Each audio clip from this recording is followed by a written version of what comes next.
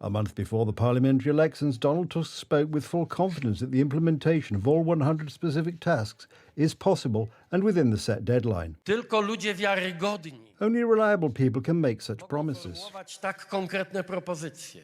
It quickly turned out that the calculations were wrong and the flagship promise to increase the tax-free allowance to 60,000 zloty will not be implemented this year. Ona ma bardzo masywne skutki finansowe. This has very massive financial consequences, but we will not give up on it. The Minister of Finance is obliged to ensure the tax-free amount of 60,000 zloty per year is the result of our work, but certainly not this year. Efektem naszej pracy.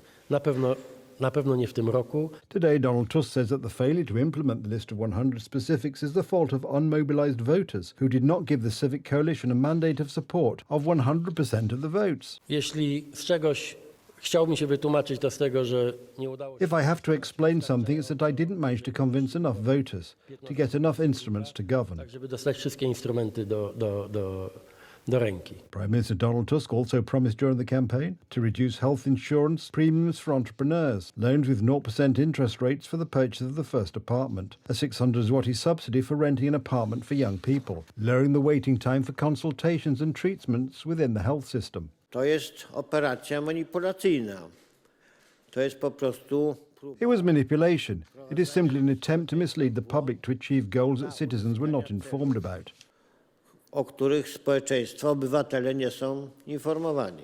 Moreover, Poles were to feel the change of government through the improvement of their financial situation. Donald Tusk announced a halving of electricity and gas prices, a reduction in petrol to 5 zloty a litre, and VAT relief. In fact, beauty industry lawyers will be subject to a reduced VAT rate of 8%, but at the expense of all of us, because VAT on food will increase from 0 to 5%. Nothing will come of the promise to reduce VAT on public transport, that is, to reduce ticket prices. These problems will disappear as if by magic. We do not have a magic wand to change everything at once. Za chwilę, od 1 lipca, Soon, as from the 1st of July, electricity and heating prices will go up, which will be a huge blow to citizens. uderzenie we wszystkich ludzi, we wszystkie portfele. During the elections, the Civic Coalition boasted regarding the protection of supposedly threatened antitrust. Now we know that in this case, things had turned out to be the opposite of what was announced. The takeover by force, not by law, of public media, as well as the prosecutor's office. The announcement of the takeover of the Constitutional Tribunal and the National Bank of Poland are becoming the showcases of this government.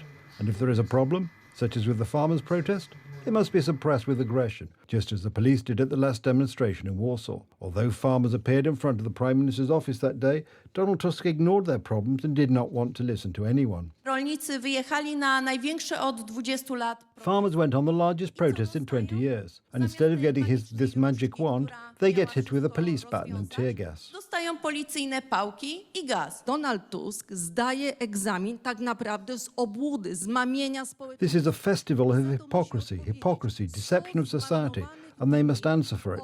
They wasted 100 days. They did not prepare bills even as simple as increasing benefits from the alimony fund from 500 to 1,000 zloty. It was enough to change 2 paragraphs in the act.